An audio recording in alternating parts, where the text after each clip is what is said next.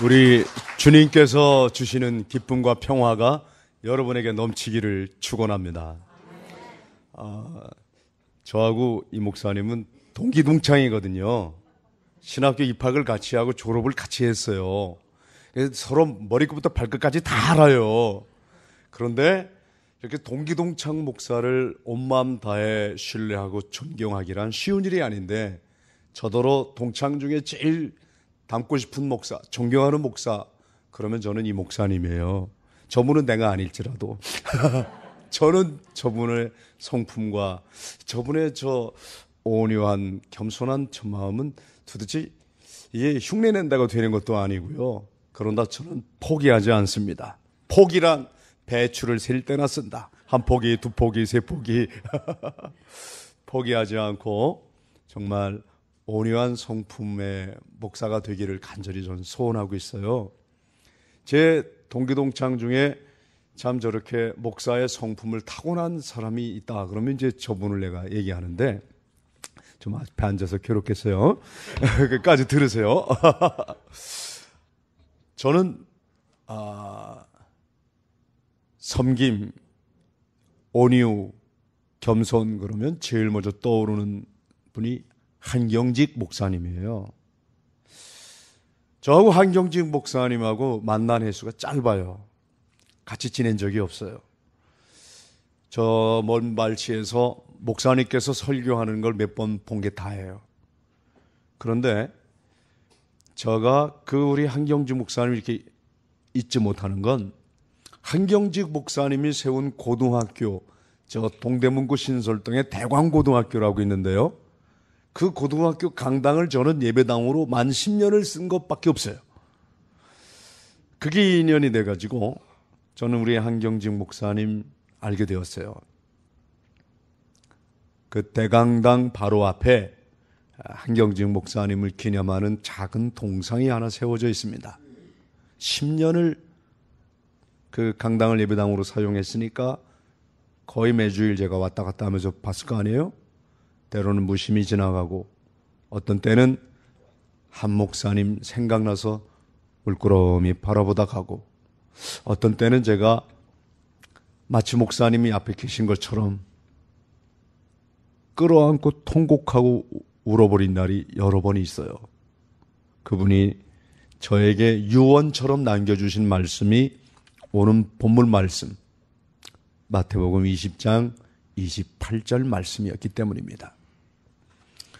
저는 사실 신학교 다닐 때 한경직 목사님을 그렇게 크게 존경한 바가 없어요. 도리어 그분에 대해서 함부로 평가하고 폄하하는 발언을 했었어요.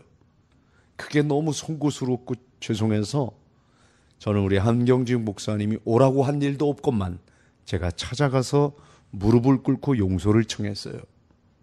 어떤 일이 그게 계기가 됐냐면, 우리 한경직 목사님께서 종교인이 받는 노벨 평화상이라고 하는 템플턴상을 수상하셨을 때예요. 그때 한 목사님께서 수상 소감문으로 이렇게 말씀하셨어요. 아닙니다. 저는 이 상을 받을 자격이 없습니다.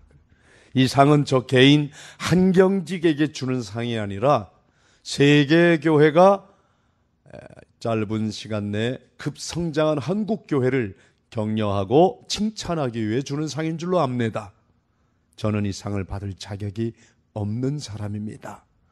하시면서 그때 한 말씀 한 말씀이 어쩌면 저렇게 온유하고 겸손하실까? 자기를 부인하고 자기 십자가를 지고 주님의 뒤를 묵묵히 쫓아가는 정말 신실한 제자를 보는 것 같아서 얼마나 감동을 받았는지 몰라요.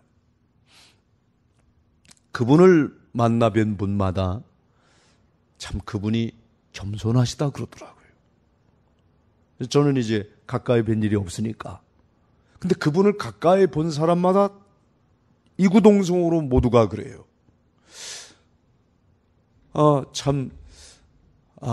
그분이 좀 이렇게 목회 활동을 하실 때, 건강하실 때 좀 자주 찾아뵐 걸.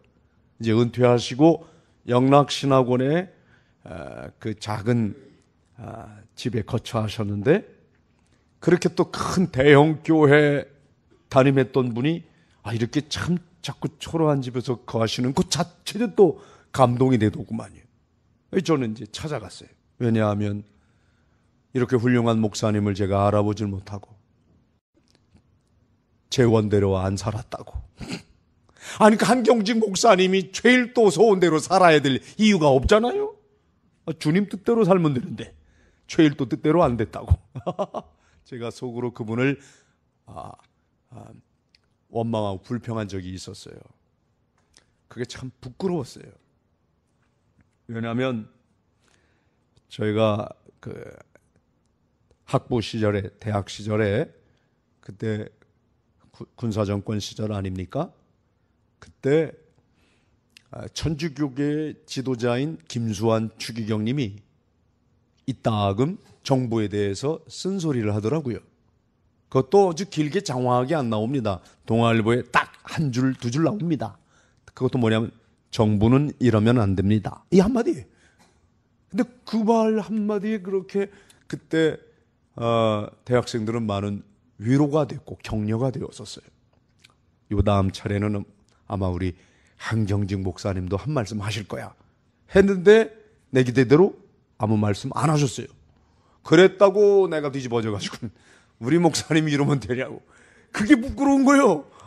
아니, 한경직 목사님답게 살면 되는데 그분이 추기경님처럼 해야 될 이유가 없잖아요. 또 추기경님이 한경직 목사님처럼 했습니까? 그분은 어린 몸도 없어요.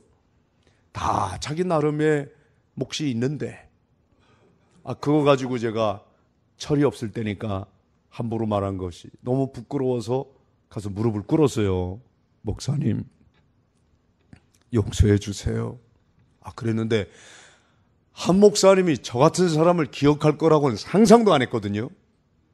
아닙니다. 또 그날도 그러죠. 이렇게 누추한 곳에 이렇게 부족한 사람을 왜 찾으셨냐고 또 그러는데 그렇게 말씀하시면 안 되죠. 아니, 이렇게 새까맣게 어린 손잡벌 되는 이 까마득한 후배에게 말씀을 좀 놓으시지요. 그래야 제가 편안하겠습니다 했는데 아닙니다. 그러면서 그 목사님께서 한 말씀 한 말씀 들려주는 그 말씀이 어쩌면 그렇게 마음에 새겨져요. 그때 이렇게 말씀하셨어요. 우리 예수님이 이 세상에 오신 목적, 마태복음 20장 28절에 아주 분명하게 기록되어 있죠. 인자가 온 것은, 우리 예수님이 이 세상에 오신 것은 섬김을 받기 위하여 온 것이 아니라 도리어 섬기려 하고 많은 사람의 대속물로 주기 위하여 오신 것처럼 이 땅에 다일 공동체를 하나님이 세워주신 목적은 섬김을 실천하라고 하나님이 이 땅에 세워주신 줄로 믿습니다. 그러시면서 목사님이 우리 주님께서 기뻐하는 참된 섬김을 실천하려면 수고한다고, 귀한 일 한다고 이런저런 사람들이 여기저기서 인정하고 칭찬하고 상 줄 때마다 아닙니다 하시기 바랍니다. 그러는 거예요. 아닙니다. 한번 따라해 볼까요? 오른손 한번 들어보시기 바랍니다. 예, 아주 간단해요. 제끼면서 아닙니다. 시작. 아닙니다. 잘하셨어요. 아닙니다 하라는 거예요. 그러면서 이어서 해야 될 일을 했을 뿐 나는 무익한 종입니다. 이런 고백이 따를 때만이 우리 주님이 원하시고 기뻐하시는 참된 섬김을 끝까지 실천할 수 있을 겁니다.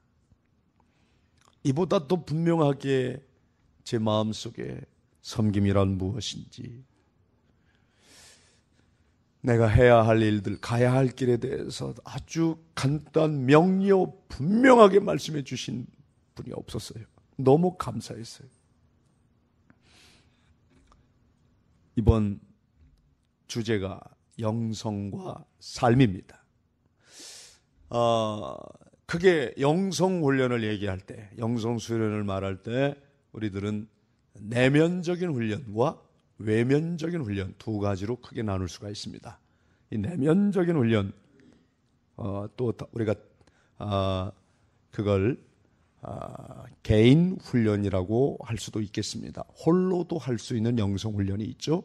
그러나 이 외면적인 훈련은 공동 훈련 또는 이제 둘 이상이 함께하는 훈련이 되겠습니다.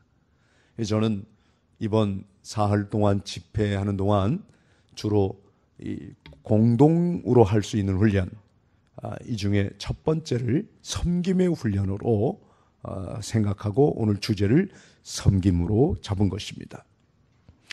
이 내면적인 훈련은 우리 이경용 목사님처럼 더 잘 지도할 사람은 대한민국에는 없는 것 같아요. 아멘도 안 하는 거 봐요. 아멘입니다. 사실입니다. 저 어디 가서 이런 말 하는 사람 아닙니다. 괜히 내 친구 띄워주려고 와서 이런 얘기하는 게 아니라 사실이니까요. 그만큼 이번에 지성과 영성이 잘 준비되어 있고 여러분 한 분 한 분 그렇게 잘 영적인 지도자가 되어서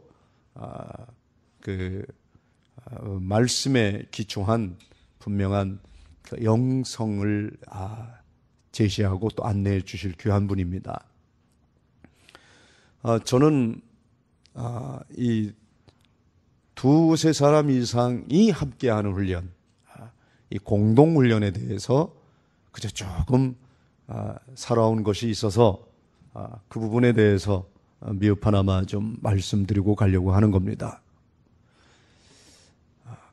그때 한경직 목사님께서 예수님이 걸어가신 길, 우리 예수님이 이 세상에 섬김을 받기 위해 오신 게 아니라 도리어 섬기려 하고 하면서 이 섬김에 대하여 이렇게 구체적으로 언급하시면서 칭찬하고 인정할 때 아닙니다 하는 게 섬김이라고 그러잖아요. 우리 이 목사님 제가 이렇게 이 목사님 인정하고 칭찬했다고 당연하지 할 것 같습니까? 몇 번이고 아이고 저런 얘기를 왜 해 하냐 그러는 분이란 말이에요. 그걸 마땅히 받는 사람은 좀 문제가 있는 사람이에요. 그게 자기 부인의 능력이죠. 그렇게 외부로부터 주어지는 자극, 그 자극이라 그래서 고통만 자극이 아니잖아요. 칭찬도 자극입니다. 이때 우쭐거리지 않고 자기를 부인하고 자기 십자가를 지고 주님이 걸어가신 그 섬김의 길을 걷는 바른 믿음, 바른 삶이 광교 소망교회에서 새롭게 뜨겁게 펼쳐지리라 믿습니다. 예. 근데 한 말씀 더 하셨어요. 그렇게 인정하고 칭찬하고 상 줄 때 부인하는 것뿐만 아니라 이렇게 귀한 일을 하는 분을 도와주고 곁에서 위로하고 격려는 못할 망정 꼭 비난하고 회방하고 심지어는 핍박하는 사람이 있을 거라는 거예요. 반드시 있습니다. 그러는 거예요. 제 목사님 도시빈민 선교하는 거 참 잘하신 겁니다. 그때요 저 목사 된 지 이제 막 얼마 안 되는 햇병아리 목사 시절이에요. 그런데 목사님께서 하시는 말씀이 다일 공동체 소문을 들으셨어요. 참 우리 교단 젊은 목사가 이렇게 독일로 유학을 간다고 하더니 유학은 안 가고 청량리 뒷골목에서 무이탁 노인들 노숙인들 라면 끓여주고 그 집창촌에서 복음을 전한다는 이야기를 들으신 거예요. 그러시면서 목사님께서 참 귀한 일 하십니다. 그런데 사람들이 비난하고 회방하고 중상모략도 하고 핍박도 할 겁니다. 그때 억울하다 하지 말고 당연하디요. 당연하게 받으시기 바랍니다. 그러는 거예요. 네. 그걸 당연하게 여길 때 목사님이 하시는 일이 주님이 기뻐하는 참된 섬김이 될 것입니다. 이게 다예요. 그러니까 주님은 뭐냐? 누가 인정한다고 우쭐거리지 말고, 누가 비난한다고 기죽지 말고, 오직 주 예수와 동행하는 섬김의 삶을 살아라, 그 말씀하신 거예요. 그런데 그때 목사님의 제수치호와 그 평양도 그 사투리를 잊을 수가 없어요. 아닙니다. 당연하디요. 그 귀에 그렇게 쟁쟁거리는 거예요. 여러분, 아닙니다만 했는데 한번 당연하디요 하고 이렇게 두 손을 가슴에 한번 대보시겠어요? 시작. 당연하디요. 한번 더 하겠습니다. 시작. 당연하지요. 봉사한다고, 섬긴다고 사람들이 칭찬도 할 수 있겠지만 도리어 비난을 할 때, 또는 억울한 일을 당했을 때 그걸 당연하게 받으라는 겁니다. 왜냐하면 예수님도, 예수님의 모든 제자들도 옳은 일을 하다가 박해받았다는 겁니다. 그런데 요즘 너무 많은 사람들이 조금만 손해만 봐도 그때 파르르 떨면서 이건 아닙니다. 거꾸로 하는 거예요. 거꾸로. 누가 인정하고 칭찬하고 높여지면 당연하지, 이제 알아보는구만, 그건 또 당연하게 여기고, 억울한 일을 당하면 막 사정없이 아닙니다가 나온다는 거예요. 이걸 뒤집지 말고 이걸 꼭 실천하는 사람이 됐으면 좋겠다는 당부의 말씀을 해주셨어요. 그게 유언이 될 줄 몰랐어요.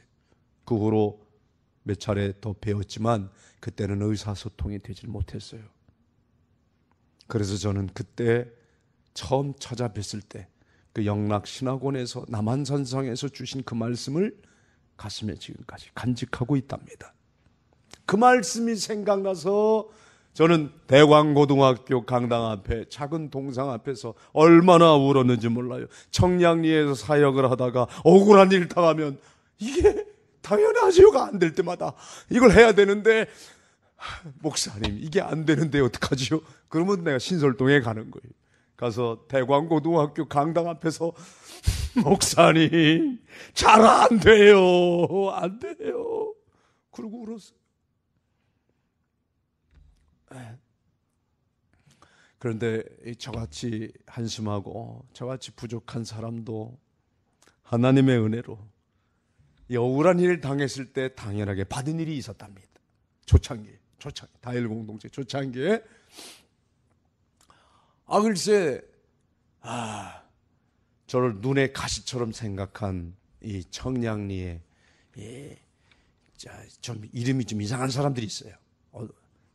찍새, 삐끼, 칼갈이, 넙죽이 뭐 이런 이름을 가진. 뭐 이름만 들어봐도 벌써 뭐 하는 좀 그렇죠. 이분들이 저를 처음부터 이렇게 때린 건 아니에요. 처음엔 그 사람들도 밑에 부하를 하나 보냈어요. 저한테. 그때 저는 그래도 30대 초반인데 19살짜리 깡패를 보낸 거예요. 어린애죠. 19살 애가 내 앞에서 육군 대검을 쫙 뽑아들어요. 그러더니 칼을 탁 들더니 제 목에 대고 죽을래? 그러더라고. 누가 죽고 싶어요? 죽을래? 그러길래 살래. 내가 왜 죽어? 그랬더니 너 죽으려고 환장했냐? 여기가 어디라고 허락도 없이 들어와 설치는 거야? 그러는 거더라고. 나 하나님이 보내서 왔다. 그런 소리 당장 집어치라고. 나가라는 거예요. 그래서 저는 그러다가 맞는 건 줄 알았어요. 그런데 나가라 그랬는데도 안 나갔다고 며칠 후에 8명의 깡패가 온 거예요. 8명이 들어오니까 우리 다일교회 예배당이 좁아 보이더라고요. 그때 그 다일교회 예배당이 이 공간에 약 4분의 1만 했어요. 4분의 1보다도 적었을 것 같아요. 근데 이런 등치 아저씨들이 8명이 들어오니까 이렇게 누추한 것에 여러분이 많이 그랬더니 나와 이 자식아 이러더니 대뜸 그냥 예배당 앞에서 주먹으로 제 얼굴을 때린 거예요. 한 방에 쌍코피가 줄줄줄줄 났어요. 말을 하는데 말할 때마다 막 피가 뿜어져 나오더라고요. 근데 그때 제가 웃었어요. 왜 웃었느냐? 이제 웃으면 더 안 때릴 줄 알고. 아유, 감정이 있으면 말로 하시지 왜 때리세요? 그랬더니 더 때립디다. 이 자식이 비웃는 거 봐 이러는 거예요. 저는 비웃지 않았는데 이분들 생각하기에 이 피를 흘리면서 얻어맞고도 운주지만 이건 비웃는다고 생각을 한 거예요. 그 지들 생각이지요. 그러더니 비웃는 거 봐 이러더니 구두발로 걷어차는 거예요. 어떻게 아픈지요? 주먹으로 얼굴 맞은 거하고는 비교가 안 돼요. 지금 멀쩡하잖아요. 20년이 훨씬 지나니 나니까. 지금도 구두발로 채인 데는 여기가 자국이 있어요. 우리 집사람은 가끔 그걸 만져주면서 얘기합니다. 아름다운 문이다. 응? 그래요. 그럼요. 흉터도 생각 한번 바꾸면 아름다운 무늬가 됩니다. 이번 사흘간 집회 동안에 여러분의 아픈 마음의 상처도 아름다운 무늬로 거듭나 보이는 놀라운 역사가 일어날 겁니다. 네. 산천초목에다 새롭게 보이고 죄인도 원수도 친구로 보이는 삶이야말로 영성세계여 변화받은 삶입니다. 제가요 그때 단지 한경직 목사님 말씀이 생각난 거예요. 억울한 일을 당하면 어떻게 하라 그랬어요? 당연하디요. 그러면서 너무 아프니까 몸을 굽히면서 그걸 만지는데 하필이면 그때 왜 주님 말씀도 생각나는 거예요? 악을 악으로 욕을 욕으로 돌리지 말고 도리어 복을 빌라는 주님의 말씀이 생각나는 거예요. 그러니까 그 1초에 10분의 1도 안 되는 짧은 순간인데 어떤 생각이 스쳐 지나갔냐면 이 사람들이 주먹으로 너 때렸다고 너도 주먹질 하지 말고 이 사람들이 발로 걷어찼다고 너도 발길질 하지 말고 도리어 어떻게 하라고요? 복을 빌어라. 강복을 하라 이거예요. 응? 여러분 영성과 삶, 진정한 영성의 삶이 무엇입니까? 삶이 없는 영성,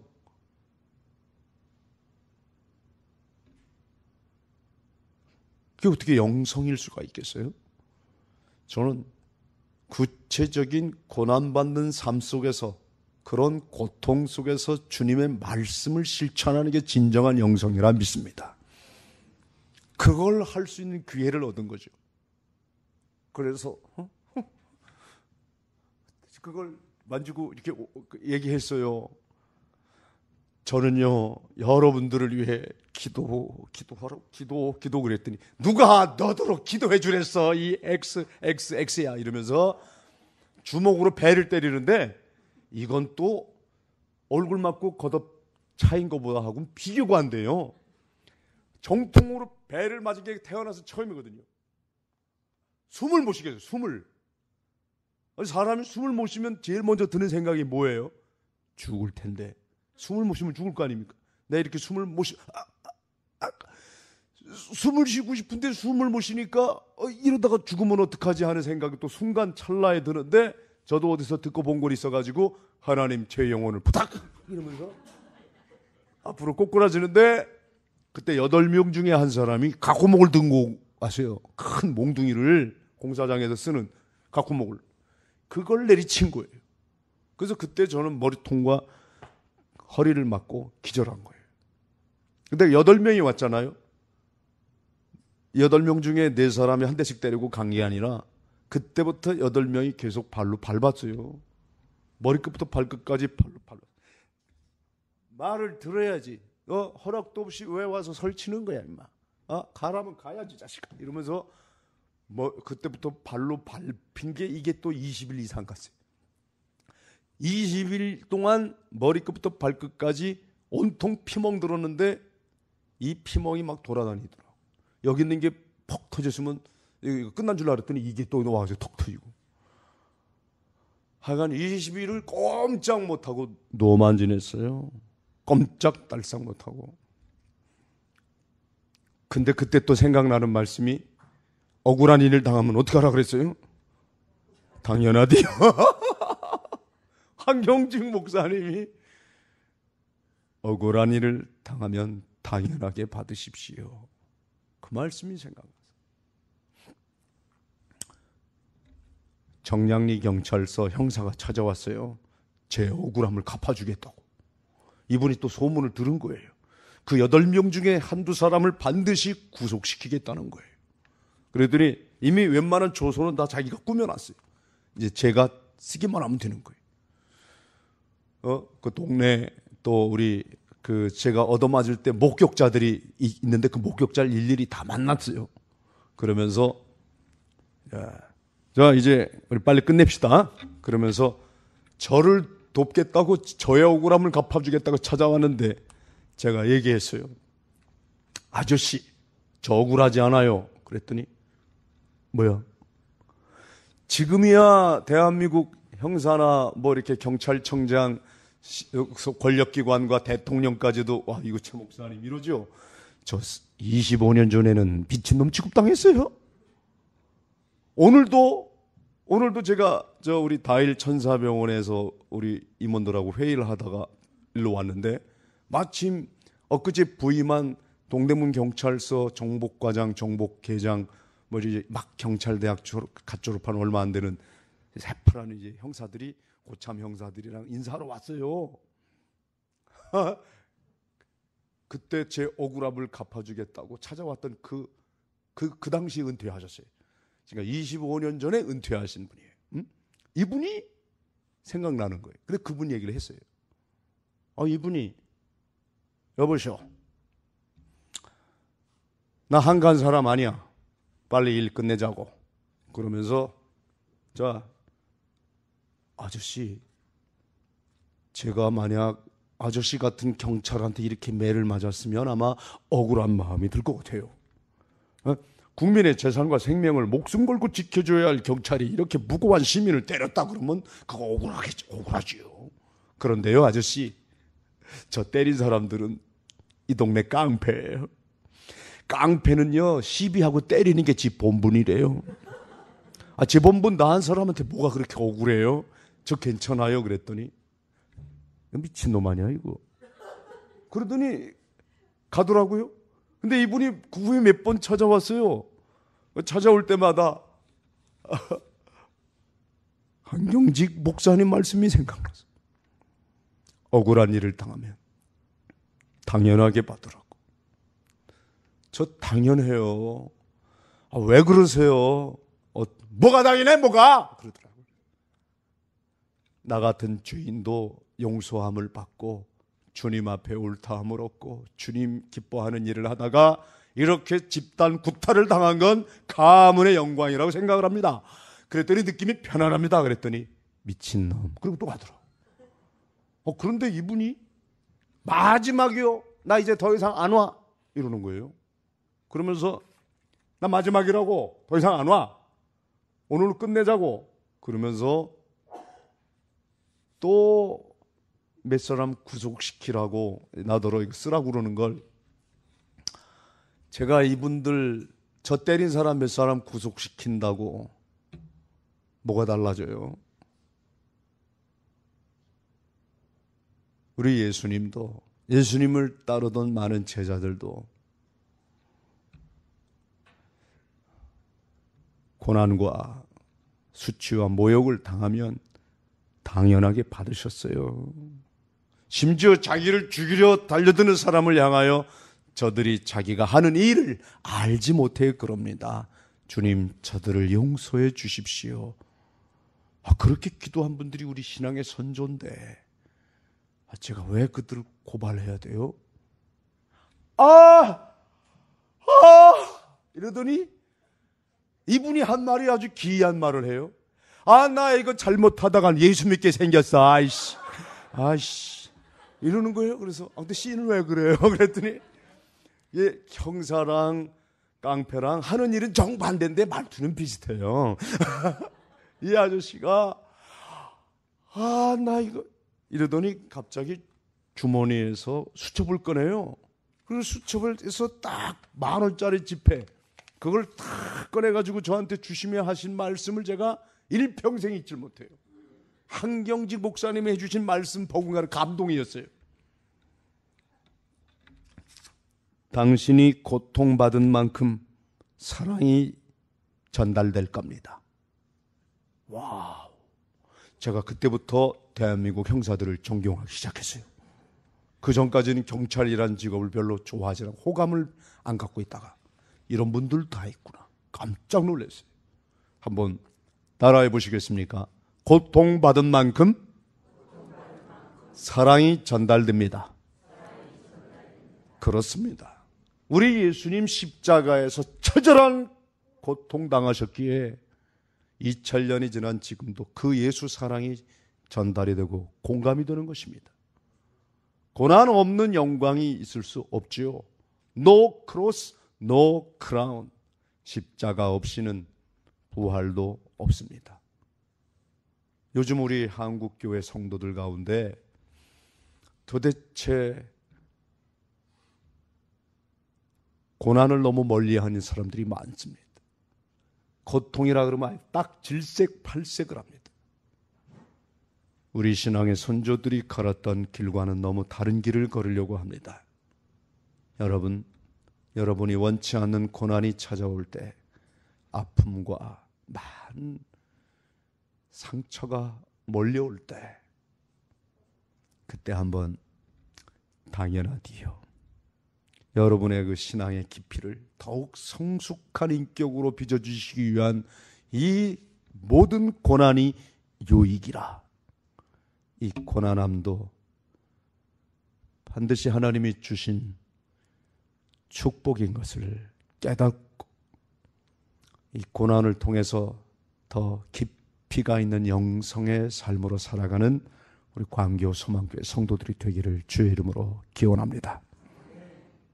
전 그때 그분이 이렇게까지 우리 다일 공동체를 사랑하고 또 아끼어 주실 줄 몰랐어요.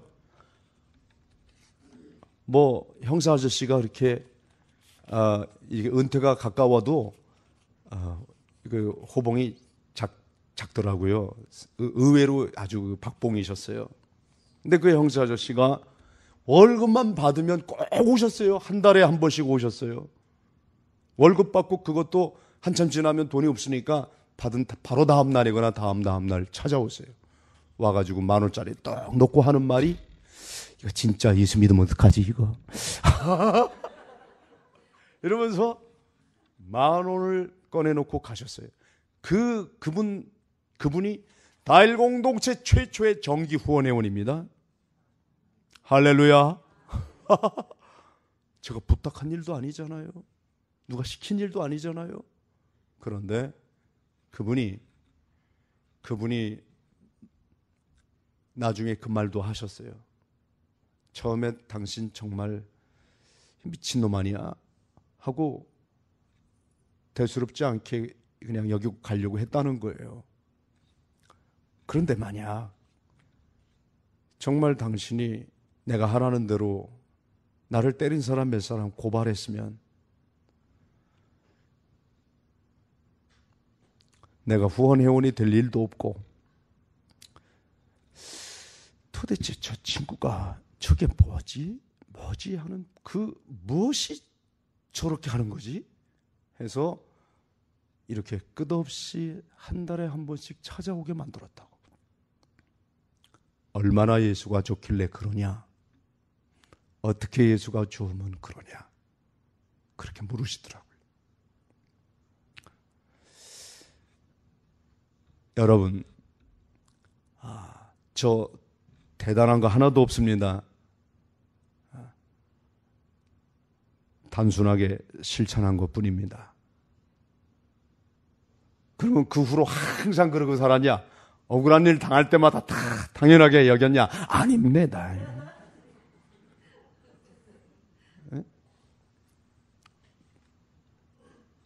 그러나 분명한 사실 한 가지가 있죠. 우리 예수님은 이 세상에 섬김 받기 위해 오신 것이 아니라 도리어 섬기려 하고 자기 목숨을 많은 사람의 대속물로 주기 위하여 오셨다고 이 세상에 오신 목적을 분명히 밝혀주셨어요. 광교소망교회를 이 지역사회 하나님께서 세우신 목적이 있는데 여러분 교회 통하여 섬김 받으라고가 아니라 이 교회와 함께 교회를 통하여 이 섬김을 실천하라고 하나님이 불러주신 줄 믿습니다. 네. 이 섬김을 저는 국정원 가족들이 이런 얘기를 듣기를 원한다는 건 저 상상도 안 했어요. 근데 한 달 전에는 국정원에 25년 이상 근무한 이 국장급들 이상의 간부 직원들이 와서 얘기를 해달라고. 그래서 이제 가서 얘기했죠. 바로 어제는 우리 중앙공무원연수원에 가서 섬김에 대한 이야기를 해달라는 거예요. 그래서 내가 그러다가 예수 믿으면 어떡하려고 그러냐. 농담으로 그랬는데 이분들도 똑같이 하는 얘기가 그거예요. 자, 사회에서 직장 생활하면서 공직자든지 이렇게 연조가 더 쌓이면 쌓일수록 이제 직급도 올라가지 않습니까? 그러면서 동시에 사회 공헌과 사회 봉사에 대한 책임도 마땅히 더 커져야 합니다. 이럴 때 봉사에 대해서 나눔과 섬김에 대해서 누군가 현장 이야기를 해주면 좋겠는데 목사님이 적격이라고 얘기합니다. 그래서 요즘은 공무원들 쫓아다니라고 바빠요. 근데 이 공무원들이 여기서 예수 믿는 사람 손 들어보라 그러면 최소한 20%는 들어야 되는데 제가 꼭 물어봐도 10%도 안 돼요. 어제도 제가 70명 모인 자리에서 교회 다니는 사람 예수 믿는 분 손 들어보라 그랬더니 10%도 안 되더라고요. 그런데 혹시 저 캄보디아 다일 공동체를 다녀온 사람 있으면 한번 손 들라 그랬더니 70명 중에 7, 8명이 손 들어요. 많은 분들이 참 갔다 오셨어요. 우리나라 국민들이 1년에 24만 명이 다녀온대요. 캄보디아를 말이죠. 그런데 24만 명 중에 8만 명, 3명 중에 한 사람이 캄보디아 가면 꼭 다일 공동체를 둘러와요. 그 이유는 뭐냐? 그것도 참 신기해요. 거기 섬김의 현장이 있는데 가면 감동을 받는다는 거예요. 그저 캄보디아는 불교 국가 아닙니까? 당연히 불교 신자들이 많이 갑니다. 거기 불교의 성지, 거기 앙코르 유적이 있으니까.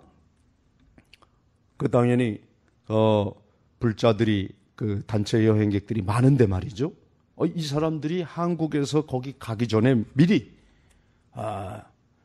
이 관광 상품 중에 착한 여행이라고 해서 착한 여행. 이렇게 가난한 이웃 나라 가서는 관광만 하지 말고 착한 일도 하고 오자. 어느 여행사가 개발한 거예요. 하나 여행, 하나 투어인가? 이 사람들이 캄보디아 다일 공동체에 가서 봉사하기 원하는 사람 동그라미 치라고 그랬더니 얼마나 많은 사람이 하는지 아예 관광 상품으로 이렇게 내놨어요. 그래서 요즘은요, 하나 투어만이 아니라 모든 여행사가 한 번씩은 다 둘러가요. 거의 3대 중에 한 대는 둘러가요. 저는 이거 참 신기한 일이라 그랬어요. 오라고 한 적 없거든요. 누가 시킨 일도 아니고. 그런데 발 없는 말이 천리 간다는 말이 있지 않습니까? 이 입에서 입으로, 마음에서 마음으로 전달되는 것 참 그 힘이 참 대단합니다. 아마 제가 오라고 했으면 이런 일이 생기지 않았을 거예요. 섬김. 저는 우리 광교 소망교회가 한 사람 한 사람이 바른 믿음, 바른 삶으로 섬김을 제대로 실천하면 이 교회를 찾아오는 사람들이 구름대처럼 오리라 믿습니다. 성도 한 분 한 분이 참된 섬김이 무엇인가를 묻기만 해도 달라집니다. 그 섬김으로 인하여 교회가 향기를 진동시키면요, 저 십리박 먼 데에 있는 사람도 찾아옵니다. 그래서 저는 오늘 어제도 그리고 한 달 전에 공직자들에게 보여줬던 BCP라는 짧은 동영상 하나를 여러분들에게 보여드리려고 합니다. 섬김이 무엇인지 요즘은 천마디 만마디 말로 하는 것보다 이렇게 실제로 눈으로 한번 더 보는 게 훨씬 더 잘 전달이 되고 공감이 될 때가 있기 때문입니다. Beautiful Change 프로젝트입니다. 아름다운 변화를 위하여 아시아 빈민촌에서 생긴 일인데 이게 상상도 못한 일이 벌어졌어요. 그 못한 일이 뭔지, 상상도 못한 일이 과연 뭐였는지 천천히 말씀드릴게요. 부탁드릴게요.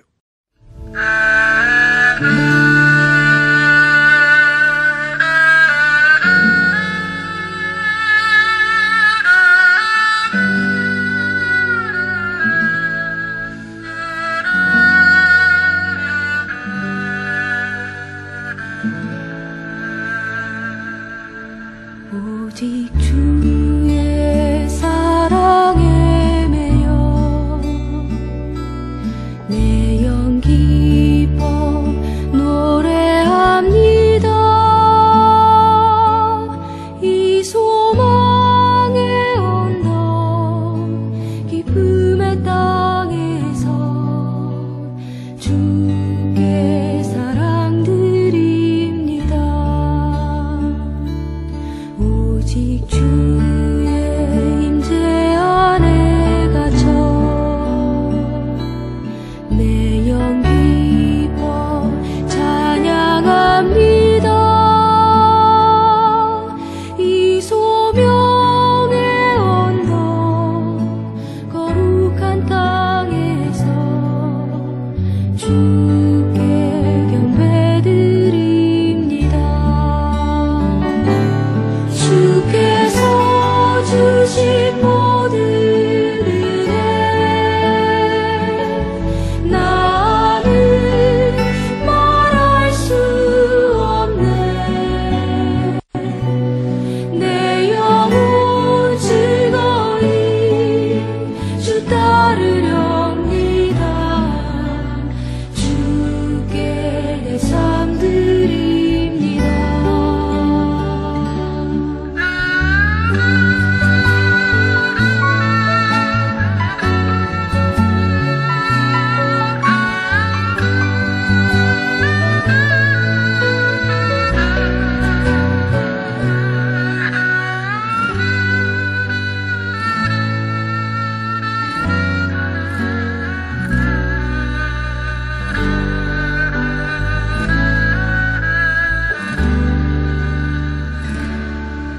오직 주의 사랑에 매여 내 영 기뻐 노래합니다. 이제 얼굴이 이제 살아났구나. 아이, 그래. 춥진 않아? 주께 사랑드립니다. 오직 주의 임재 안에 갇혀 내 영 기뻐 찬양합니다.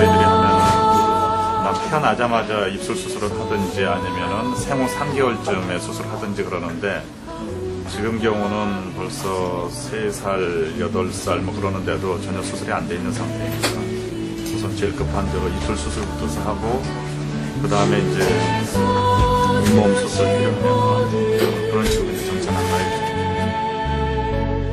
나는 말할 수 없네.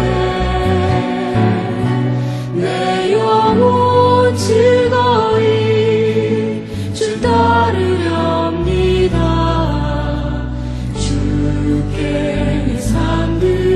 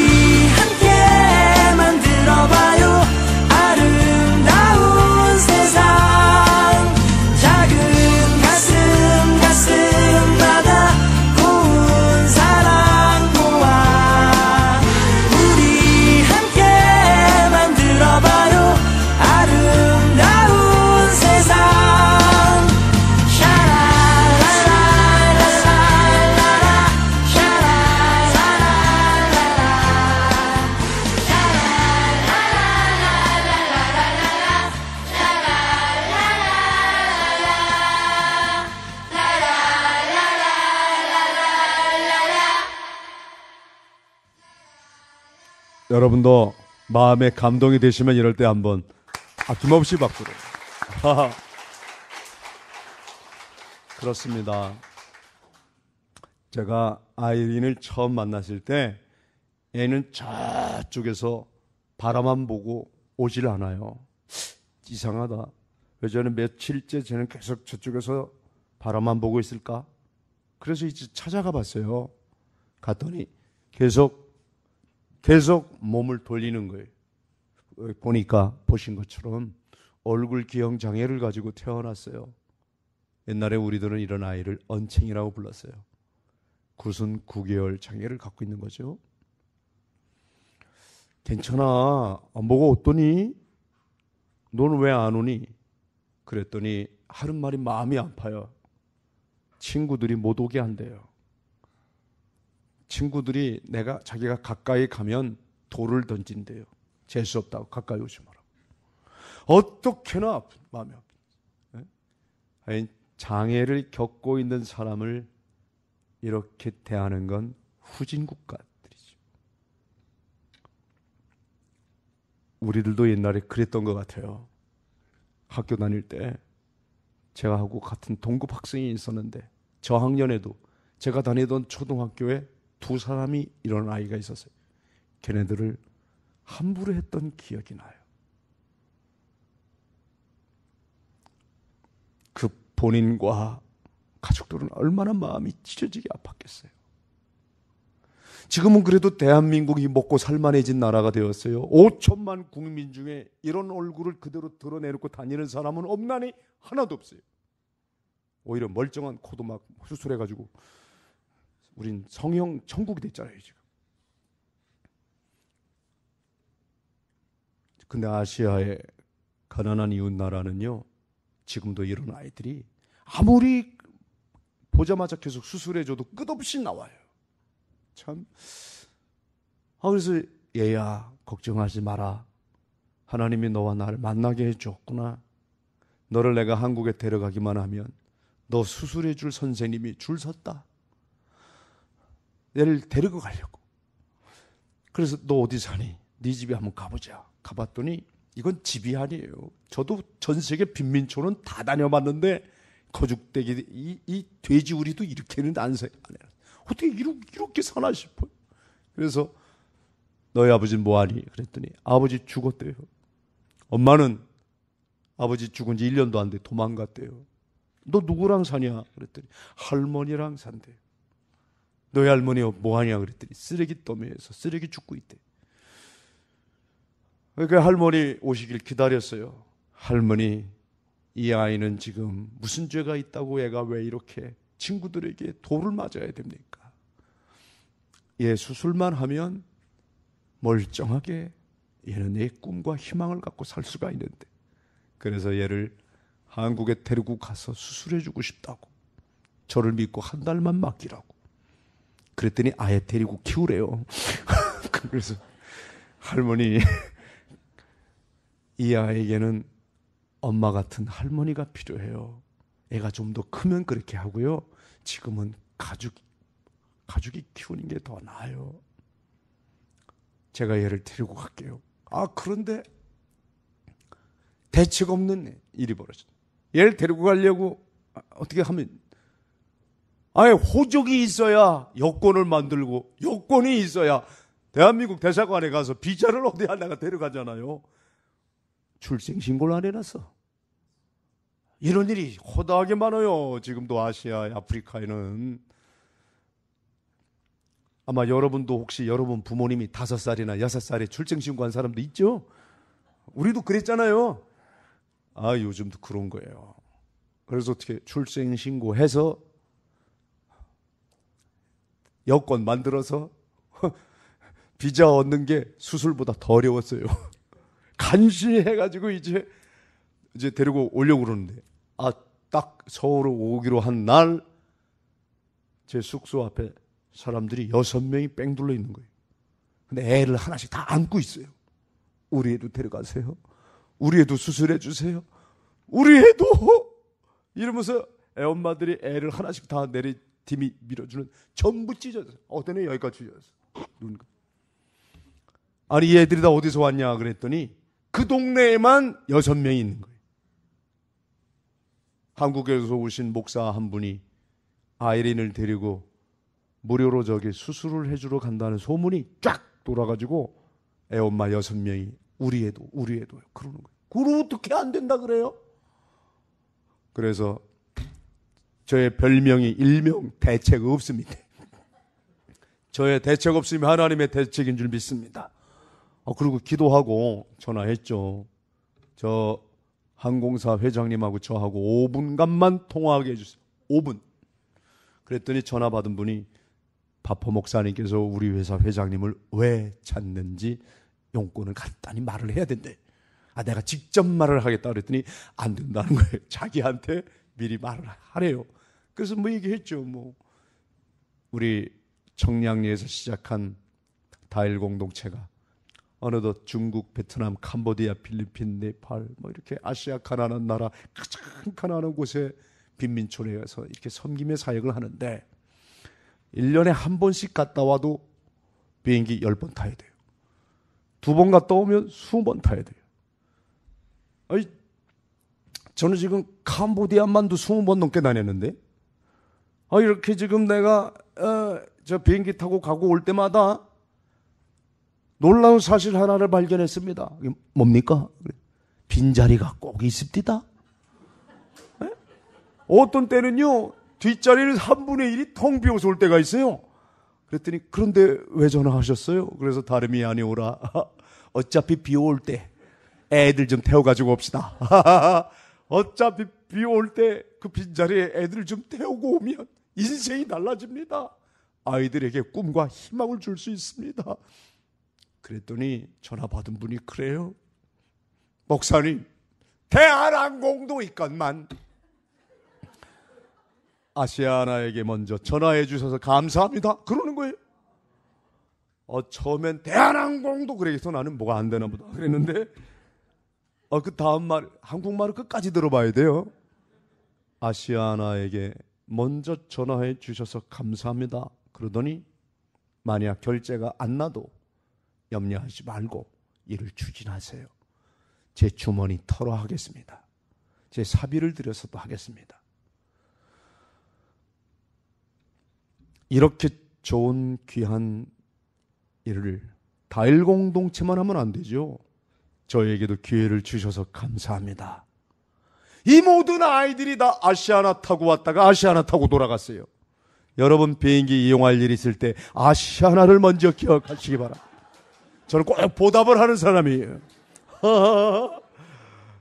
그랬더니요, 아이고 한번 어느 몇천 명이 모인 교회 가서 이 얘기했더니 당회장실에 대한항공 회장 법률 자문 변호사가 기다리더라고. 명함을 주는데 뭐 하버드 대학 뭐 어쩌고 이렇게 가로 열고 PhD 뭐 이런 변호사라고 그러는 거예요.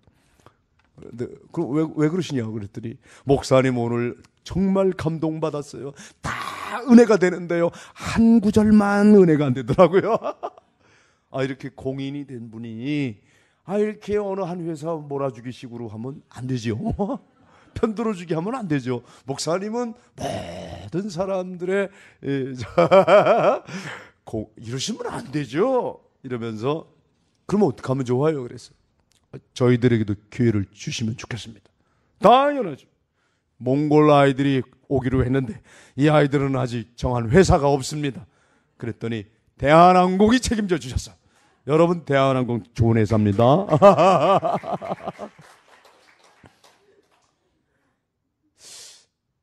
저는 그때 속에서부터 뭐가 뜨거운 게 울컥하고 올라오더라고요. 사람이 계획한 바가 아니에요. 하나님이 원하시고 하나님이 기뻐하는 섬김, 하나님이 책임져 주실 줄 믿습니다. 그렇습니다. 여러분이 하려고 하면 오히려 꼬이고 안 되는 일이 많을 수도 있어요. 그런데 정말 우리가 모든 욕심 내려놓고 이기심 내려놓고 두려움까지 내려놓고 온전히 하나님 의지하고 하나님께 맡기면 하나님이 반드시 섭리하여서 하나님이 당신 백성들을 친히 먹이고 입히고 구원하고 생명을 살리는 놀라운 구원의 역사를 계속 일으켜 갈 줄로 믿습니다. 광교 소망교회를 이 땅 위에 이 지역 사회에 세우신 하나님의 놀라운 뜻은 여러분을 통해 여러분과 함께 이렇게 한 생명이라도 구원하기 위함인 줄로 믿습니다. 이런 일이 벌어지니까 어떤 일이 생기냐면요, 어제도 제가 그 중앙공무원연수원에 가서 혹시 외교통상부에서 온 사람 손들어 보라 그랬더니 한 분이 손들어요. 한 분이 왔더라고요. 당신 이 얘기 들었냐? 그랬더니 자기는 지금 귀국한 지 얼마 안 됐대요. 그리고 곧바로 여기 훈련받으러 왔대요. 그러냐고. 외교통상부 직원이 한 1,500명쯤 되는데 그 1,500여 명 중에 800명 넘게 바퍼에 와가지고 봉사하고 가셨어요. 얼마 전까지 장관을 지냈던 김성환 장관은 여러 차례 와서 봉사를 했어요. 그 아래 차관을 지냈던 민동석 차관, 지금 유네스코 사무총장 하는 분은 바퍼에만 오는 게 아니라 너무 감동이 된다고 캄보디아 시엠립의 다일 코이카 조선소 기공식에, 중공식에 같이 참여하고 그 현장에서 아이들과 함께 눈높이를 같이 하고 우리 급식을 하거든요. 주는 사람은 반드시 두 손으로 주어야 합니다. 받는 사람은 한 손으로 받을지라도 주는 사람은 두 손으로 주는 겸손이 있을 때만이 이게 주님이 기뻐하는 섬김이 됩니다. 무릎 꿇으라 그랬어요.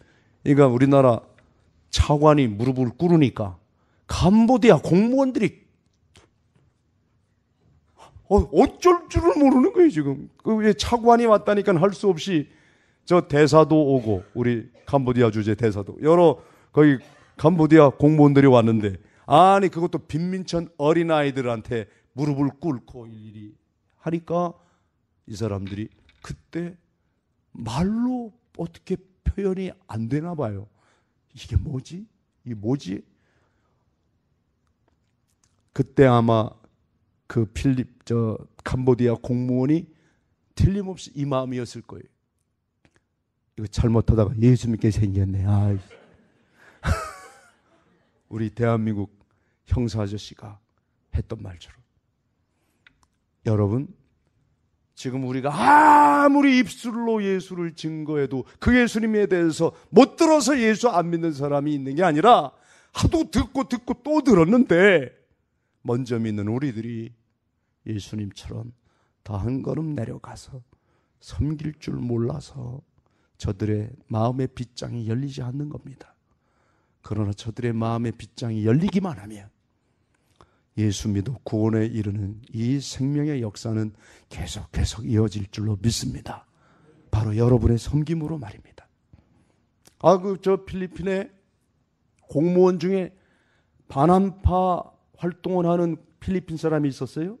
그것도 마닐라 국제공항에서 이미그레이션에서 이 출입국 관리소에서 도장 찍어주는 필리핀 사람이, 한국 사람들이 돈 좀 벌었다고 필리핀 그 키 좀 작고 새까만 아저씨들을 까마잡잡하다고 막 그냥 함부로 대하고 무시하고 멸시하는 걸 보고 이게 막 그냥 감정이 안 좋아져 가지고 막 한국 사람만 보면 이를 가는 사람이 있었어요. 그런데 이 사람이 변했다는 거 아닙니까? 변해도 너무 변한 거예요. 친한파 사람이 된 거예요. 한국을 너무너무 좋아하게 된 거예요. 어떤 일이 있었냐면 필리핀 아이들은요 8차에 걸쳐서 우리 한국 다일 천사병원을 다녀갔어요. 필리핀 사람들이 제일 많이 왔다 갔어요. 왜냐하면 처음 시작을 거기서 했으니까. 이제 한국에 초청을 했는데, 왜냐하면 한국에 왔다 가면 너무 애들이 인생이 달라지니까, 완전히 달라지니까 나도 가고 싶어요. 왜냐하면 저 마닐라 지역에서 시작하다가 나중에는 온 전국에서 소문 듣고 많은 사람들이 또 선교사님들이 보내니까. 그런데 하필이면 이 모든 애들이 그 공무원 창구로만 다닌 거예요. 한국 사람을 몹시도 싫어했던 사람. 그런데 애들은 다 그 나라에서 여권을 만들었으니까 얼굴이 찢어진 채 사진이 붙어 있을 거 아니에요. 그런데 여권을 열어보고 이 어를 너무 많이 한 거예요. 너들 어디 갔다 오냐? 어떻게 된 일이냐? 하나같이 애들이 뭐라 그래요? 다일 1,400원 다일 공동체 말 안 합니다. 그 나중에 얘기하죠. 첫 마디가 뭐예요? 한국 갔다 와요. 한국 최고예요. 한국은 천국이에요. 한국 사람 천사예요. 한국 사람 너무너무 좋아요. 이 선물도 한국에서 나 한 달이나 계속 매일 날마다 찾아오는 자원봉사자들이 줬어요. 한국은요, 가보니까 천국이더라고요. 여기 저 한국 사는 사람만 한국 영 불만도 불평도 하지요. 나가보세요. 거기 가난한 나라 사람들은 여러분 너무너무 부러워합니다. 아이고, 그러니까 이게 뭐 한두 번이죠. 이건 뭐 물어보는 사람마다 다 한국 최고예요. 한국은 천국이에요. 이러니까 이 양반이 뭐야 이거. 이러다가 저쪽에 한국인 관광객 단체 여행객이 20여 명이 있었던 거예요. 이 사람이 뭐 금방 알아보잖아요. 여러분도 해외여행 많이 해보시면 알지만 일본 사람, 중국 사람, 한국 사람들 암만 비싸게 생겨도 딱 벌써 티가 난대요. 한국 사람 어떻게 금방 알아보는 줄 아세요? 배추머리가 반드시 몇 명 있대요. 빨빨빨. 브로콜리 같이 이렇게 뭐. 그 한국 사람들이 있다는 걸 알고 그 한국인을 향하여 이 필리핀 공무원이 소리치더래요. 대한민국! 그러더래요. 왜 한국 사람들이 저 사람은 왜 우리를 향해 뭐라고 소리치냐? 뭐라 그러냐?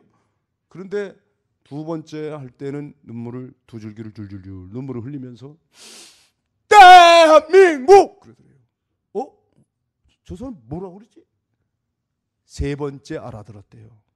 세 번째 이 필리핀 공무원이 대한민국을 외칠 때 20여 명이 다 알아듣고 일제히 했다는 거 아니에요? 여기 우리 광교 소망교회 센스가 있는 사람은 뭐라고 어떻게 했는지 하실 수 있을 거예요. 한번 근데 못 알아듣는 사람은 어쩔 수가 없어요. 저는 필리핀 공무원이고 여러분이 그때 그 창고 앞에 기다리던 한국인 관광객이에요. 한번 해보겠어요. 대한민국! 역시 이거 어떤 사람은요 이래요. 그게 아닌데 이런 일이 있었답니다. 어디서? 필리핀 마닐라 국제공항에서. 그때 그 사람이 필리핀 주재 한국 대사관 영사한테 대사에게 이게 본국의 외교부 통상부 장관의 차관의 전 직원들까지 이 얘기를 들은 사람들마다 목사님 민간 외교가 따로 있습니까? 정부가 수백억 수천억 쏟는 일보다 이렇게 민간인들이 참 사랑으로 섬기시는 이 섬김이 국격을 높입니다. 그리고 이 아이들이 어떻게 이걸 평생을 잊을 수가 있겠습니까? 반한파 한 사람을 친한파로 만들어 놓았습니다. 이 한 사람으로 끝나겠습니까? 저도 감동이 되더라고요. 그래서 외교통상부 장관이 전 직원에게 명하기를 장관이 바뀔지라도 정권이 바뀔지라도 외교부는 계속 파파에 가서 봉사합니다. 그래가지고 전 직원이 다 돌아오면 다 한다고 그런 거예요. 저 오라고 한 말 없어요. 여러분, 감동이 메마른 시대를 살고 있습니다. 이럴 때 정말 나사렛 예수의 영성을 쫓아 삶으로 복음을 증가하기를 원하는 분들이라면 오늘 이 주님이 주신 말씀, 예수님이 이 세상에 오신 목적은 섬김을 받기 위해 온 것이 아니라 도리어 섬기려 하고 이 섬김에 초점을 맞추셔서 여러분의 삶이 정말 섬김 받는 데 익숙해져 있나 아니면 섬기는 삶이었나 돌아보고 지금부터 여기부터 시작하면 됩니다. 작은 것부터, 할 수 있는 것부터, 나부터 시작하면 됩니다.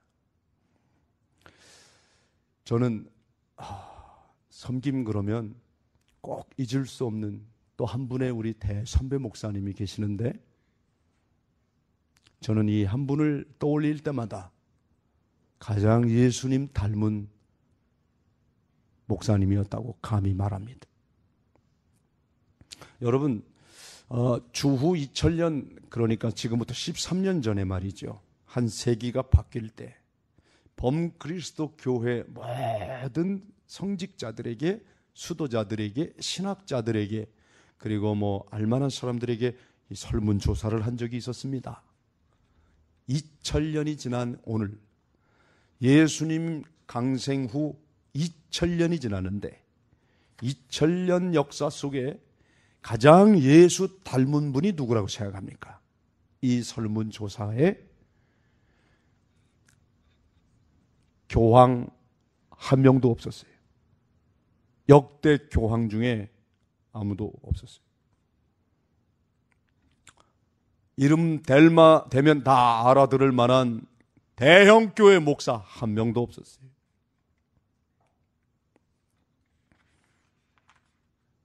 그 유명한 부흥사, 신학자 없었어요. 거의 모두가 이 한 사람에게 그분이 가장 예수 닮은 분 중에 한 분이었다고. 그분이 누구냐? 지금부터 꼭 1000년 전 사람이에요.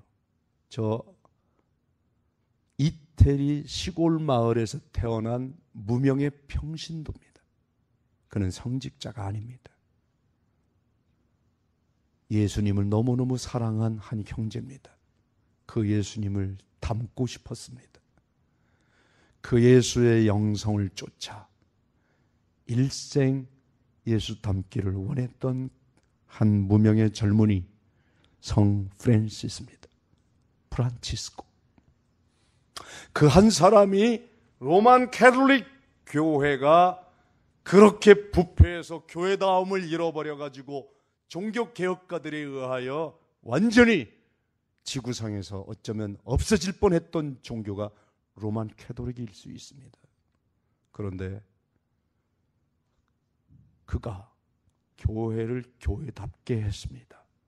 당시 로만 캐톨릭 교회는 모든 좋은 건 다 하나님에게. 그래서 하나님의 성전을 금으로 음으로 다 치장하고 있을 때입니다. 얼마나 예배당을 거대하게 지었느냐. 가장 높은 건물은 예배당이에요. 가장 좋은 건 다 예배당이에요. 성당이에요. 그래서 하늘을 찌를 듯한 그 예배당의 요용을 자랑하고 있을 때 모든 좋은 곳으로 하나님께 영광을. 근데 프란치스코는 달랐습니다. 바로 그때, 그래서 모든 사람이 다 거기에만 쏠려 있을 때 예수님은 저 낮은 곳에 있습니다. 비천하고 작은 자들과 함께 고통받고 신음받고 울고 있습니다. 저 높은 곳을 향하여 라고 얘기했을 때 저 낮은 곳을 향하여 라고 말한 최초의 그리스도인입니다. 지금부터 1000년 전에. 우리는 그 사람이 지은 찬송시를 지금 오늘도 우리가 부르잖아요. 찬송가 온 천하 만물 우러러 다 주를 찬양하여라. 할렐루야 할렐루야. 프란시스가 작사한 노래입니다. 모든 생명 있는 것들은 생명의 주인이신 하나님을 향하여 이렇게 온몸으로 온 마음 다해 찬양하고 있건만 인간만 안 한다는 거예요. 인간만. 그는 실제로 그의 몸속에, 그의 마음속에 모든 악과 독이 다 빠져나갔다 그랬어요. 악독함이 없었어. 그래서 공중에 나는 새들도 와가지고 프란시스코 어깨 위에 앉고 지나가는 들짐승과도 이야기를 나눴어요. 동물이 그를 해치려고 하지도 않았고, 왜? 이 프란시스코 자체가 어떤 생명이 있는 것들도 해하려고 하는 마음이 없다는 걸 동물도 알고, 그는 실제로 평화의 사도로 산 그리스도인 중에 한 분이잖아요. 교회를 건진 사람입니다. 당시 교회가 교회다움을 잃어버렸을 때 교회의 본질에 대해서 물었던 한 무명의 평신도, 저는 오늘 한국교회 여기저기서 하도 많은 사람이 위기라고 말하고 한국교회에 대해서 정체성, 한국교회가 추락하고 위락 어쩌고 뭐 저쩌고 많은 말을 하지만 그래도 한국교회를 교회답게 살릴 분들은 평신도인 여러분이라고 믿습니다. 그렇게 호락호락 함부로 한국교회 망하지 않습니다. 망할 수도 없습니다. 바로 여러분들이 있는 한 참된 섬김을 실천하고자 하는 신앙의 몸부림은 이렇게 보잘것없는 한 작은 사람을 통해 시작합니다. 프란치스코가 1000년 후 오늘의 이런 사람이 될 줄 누가 알았겠습니까?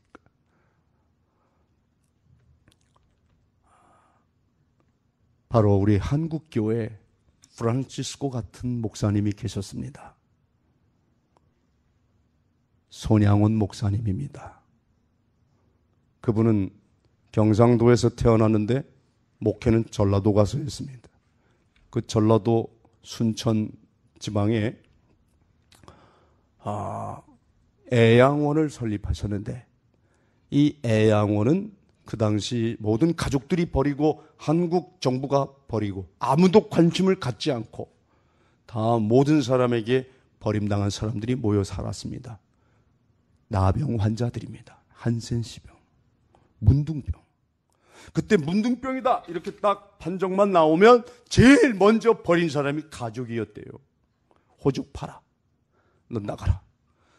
네가 우리 집 가족이라고 알려지게 되면 너희 오래비, 네 여동생 장가시집 못 간다. 가족들이 버렸대요. 그리고 그때 우리 정부가 그들을 위해 아무것도 안 했어요. 그들은 정말 눈물을 흘리면서 서럽게 울면서 그분들이 모여 사는 집단촌에 모여 살았는데 바로 거기에 들어가서 한센시병으로 살이 썩어져 가고 고름이 나는 그분들을 일일이 만져주시고 섬겨주신 분이 손양원 목사님이잖아요. 근데 그 손 목사님께서 그런 소외된 이웃들을 섬기는 것뿐만 아니라 이 어른이 억울한 일을 당했거든요. 두 아들이 하루 한날에 죽임을 당했습니다. 그때 목사님 큰아들이 손 목사님 대를 이어 목사가 되려고 했었어요. 선교사들이 너무 귀하게 보고 미국 유학까지 시키려고 했어요. 그런데 그때 공산 폭도라 그래봐야 그게 다 고등학생들이었어요. 하나님이 없다고 주장하는 여러분들과 나는 동의할 수 없습니다. 그랬다고 끌고 뒷산에 가서 죽이겠다고, 총살로 죽이겠다고 목사님 아들을. 그때 그 모습을 둘째 아들이 본 겁니다. 쫓아갔습니다. 우리 형은 아버지 대를 이어 목사가 될 뿐이에요. 형은 살려주세요. 형을 꼭 죽일 바야 차라리 나 같은 놈을 죽이세요. 우리 형은 대신 살려주세요. 애원하고 빌었는데 그때 흥분한 친구들이 두 형제를 한꺼번에 죽여버렸어요. 그 비보를 접한 목사님께서 억울하다고 못 살겠다고 괴롭다고 누굴 원망하고 불평하고 탓을 했습니까? 도리어 손 목사님은 9가지 감사를 하나님께 올려드렸습니다. 미국보다 더 좋은 천국 가서 감사하다고 했고, 한 가문에 한날에 2명의 순교자를 배출했으니 가문의 영광이라고 했고, 이래도 감사 저래도 감사, 그야말로 범사의 감사, 모두들의 감사를 올렸더니 그때 장례식장에서 9가지 감사를 얘기하니까 그때 그 성도들까지도 목사님이 미친 거 아니냐고까지 그랬습니다. 심지어 목사님 사모님이 밥상을 들고 목사님 방에 들어갔다가 너무 소스라치게 놀라가지고 밥상을 내려놓은 적이 한두 번이 아니래요. 왜 그런 일이 있었습니까? 자기 두 아들을 죽인 살인범, 폭동의 주동자를 그때 국군이 체포했거든요. 사형 언도를 내렸습니다. 그런데 목사님은 그때 그 소식을 듣고 편지를 씁니다. 살려달라고. 죽은 내 두 아들 대신에 양아들로 입적시켜서 내가 친아들처럼 사랑하겠노라고. 내 두 아들은 예수 믿고 구원받아 천국에 갔지만, 그래서 하나님의 상급이 기다리지만, 이렇게 예수 믿지 않고 이대로 죽으면 영벌밖에 없는데 이 영혼 불쌍해서 어떡하나 하면서 그도 예수 믿고 구원받기를 바란다고. 살려만 달라고. 손 목사님 두 아들 죽인 살인범을 목사님은 양아들로 입적했습니다. 목사님과 늘 밥을 같이 먹었습니다. 그래서 사모님이 밥상 기다리는 그 녀석이 내 두 아들을 죽인 놈이라는 생각에 밥상을 놓은 적이 한두 번이 아니라는 거예요. 원수 사랑을 실천하신 분입니다. 여러분, 원수를 사랑하는 것까지는 못한다 할지라도 사랑해야 할 형제 자매를 원수 만들어 놓고는 우리를 영성의 삶을 산다고는 할 수 없습니다. 모름지기 존경하는 광교, 소망교회 여러분, 정말 새로움을 가지고 교회의 본질을 쫓아 교회다움을 회복하고자 모인 성도 여러분, 손양훈 목사님 걸어가신 그 길로 갑시다. 주기철 목사님이 걸어가시고 이기풍 선교사님이 걸어가시고 길선주 목사님이 걸어갔던, 우리 신앙의 선조들이 걸어갔던 그 길로 가야지. 욕심과 이기심에 이끌려서 물질주의, 황금만능주의가 부추기는 그 길로 갔다간 우리도 망하고 우리는 모든 걸 다 잃어버리게 됩니다. 억울한 일을 당하셨습니까? 교회 봉사하다 보면, 섬기다 보면 어떻게 칭찬만 받을 수 있겠습니까? 어떻게 인정만 받겠습니까? 시기도, 질투도, 모함도, 비난도 받을 수 있겠죠.